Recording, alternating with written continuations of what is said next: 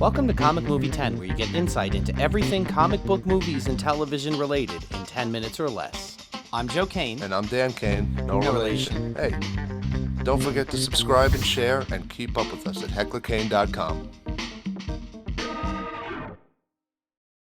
On this week's episode, we're going to be talking about two of our favorite arch rivals, Colossus and Juggernaut. Yeah, we just got back from seeing the Deadpool movie, and obviously there was a real giant fight scene between the two of them. Yes. This has been something that's going on in the comics for a while, and we were just really excited to see it. And obviously, we're stoked to tell you a little bit about their history. Yeah, well, their history. Well, basically, Colossus was born in Siberia on a farm. His name was Piotr Nikolaievitch Rasputin.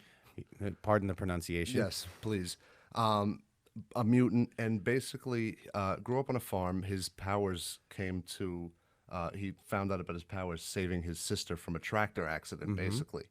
And he was summoned by Professor X to save the original X-Men. And Colossus was a second-generation X-Men character. So he went to go save the X-Men from an island in the Pacific that was used for nuclear testing. Yeah. Called Krakoa. And basically he came over, he saved them from the island, and he never went back. He stayed. He became a part of the X-Men team. Yeah. A crucial part. He's played a lot of roles throughout the years. Yeah. Being an ally to the X-Men and being part of the X-Men as a very strong, besides physically strong, but a very strong character. Right. Well, that's what he was meant to be too. Yeah. Physically strong character. I mean, he's an opposing force without being able to turn into steel. Yeah. But then he's the X-Men's version of the Hulk in essence. Right. I always think of him and Thing.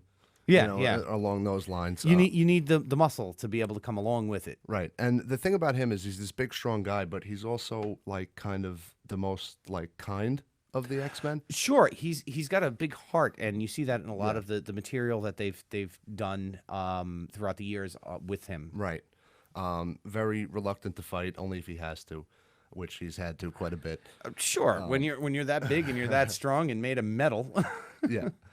So basically, getting into Juggernaut. Yeah. Kane Marco is the stepbrother of Charles Xavier. Yeah. His father didn't treat him well. He treated Charles much better growing up. So he bullied Charles. He basically just had a chip on his shoulder his whole life. Well, fighting in the U.S. Army in Korea, the both of them, Charles and Kane, Marco goes into this temple. And the temple was the temple. I'm actually reading it because we're going to get it wrong if you don't. We're going to get it wrong. Finds a temple dedicated to Sidorak. Sidorak. Yes. Okay, good. Okay. Yeah, neither of us could remember that. So he enters the temple and he finds this ruby.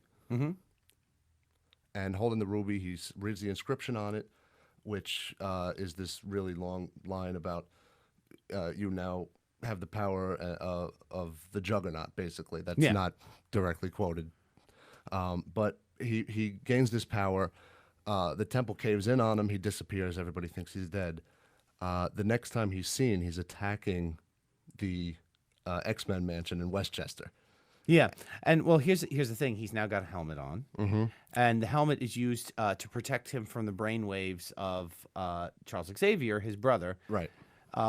And we saw throughout several of the comics and several of the incarnations in the television series that was the only way that he could be stopped was through the mental telepathy of his brother. Right. So he wears the helmet to protect him from that.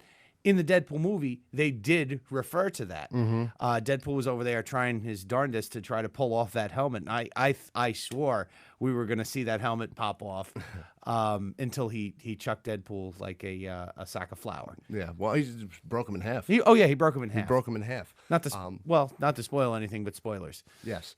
But basically, well, it was a spoiler that Juggernaut was even in the movie. Oh, yeah. I had no idea. You had some I found out, yeah. You had some pre-knowledge of that, and it was a total surprise for me, which was really cool because I was turning around, and I know both of us love these characters, these two characters that have been bashing heads for years.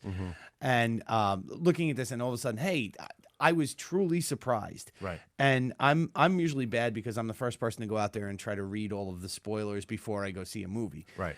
And I looked over at you and I turned around and you had this big grin on your face. You know who's in that truck? Oh, good. It was him. And I'm like, I think it's him. Okay, yeah.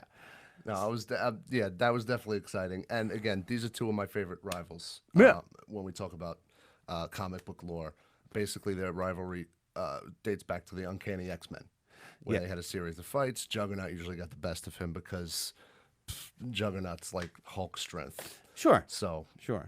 But the fight scene in this movie was a pretty good one. Oh, absolutely, absolutely. We had a good fight scene between Deadpool and Juggernaut to start out with, where he does get torn in half. Yeah. And all I have to say is baby legs. But getting back to specifically Juggernaut and Colossus, there was a fight scene between the two of them. Yes. Deadpool again being very self-aware of the fact that he's in a comic, that he's in a movie, whatever the case may be, said one of the coolest lines. Let's go see a CGI fight right now. Yeah. And the two of them run in. But you know what? It's one of those things that we itch for. We itch for. You see, you have Colossus, and this is something that comic book people know is a thing. And then you see Juggernaut, and you're sitting there itching for a fight between them. Oh, absolutely, absolutely. And, they didn't disappoint. It's funny because I always remember growing up in the early '90s, the animated series. Yeah, X-Men animated series, which I love.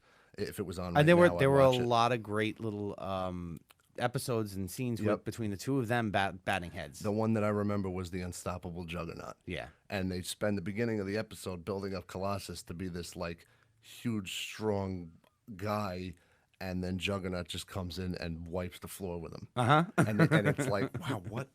Like they made Juggernaut this big, huge character, not just physically, but like big, huge in a sense of like the lore and how, like he just took out Colossus like it was nothing. Yeah. So that was something that was very fun to watch in this movie, and got my brain going. Well, now is there any way that the two worlds collide? The X-Men world with the Avenger world, so we can get a Hulk Juggernaut fight going. Yeah, that might be one of the good things to look forward to if the Fox merger does take place. Right. Now they're in the process of the Fox merger still, Right. but now Capcom has put in major bids above Disney, and there's going to be a lot of back and forth. Do I foresee Disney eventually getting it? I think so. I think so. There's a lot of backdoor policies going on there. Yeah. So we'll see what happens. But in retrospect, in a couple of years from now, looking back, we'll go, that was amazing that happened, and I love to see that fight between Juggernaut and the Hulk. Yeah. A lot of possibilities. Sure, absolutely, absolutely. But this was like just like one of those things that I geeked out about. Oh, anybody who saw this movie and was any bit of a fan of the comics, of X-Men, of the whole thing, there were a lot of little cameos. We saw Professor X, we saw Beast, and I almost said the Flash, Quicksilver. Closing the door. Closing the door. Went in the Getting out mansion. of one of his scenes. Well, great little throwbacks. It totally completely messes with the timeline by seeing that. But you know what? It is what it is. Yeah. Those were the throwbacks and the kind of tie-ins that we wanted to see in this movie. Absolutely. And this being the Juggernaut versus Colossus fight in Deadpool did not disappoint. Right. I'm gonna throw props to the movie that's making ridiculous amounts of money and say, if you haven't seen that, go see it. It's worth just that fight alone. Yeah. Absolutely. One of the things that's standing out is Colossus breaking Juggernaut's finger and it hanging there, and just the whole scene was very well put together. Yep. Absolutely. So what was the favorite part of that fight scene from Juggernaut and Colossus?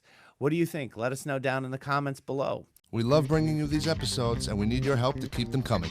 Please don't forget to share and subscribe, and keep up with us at hecklerkane.com.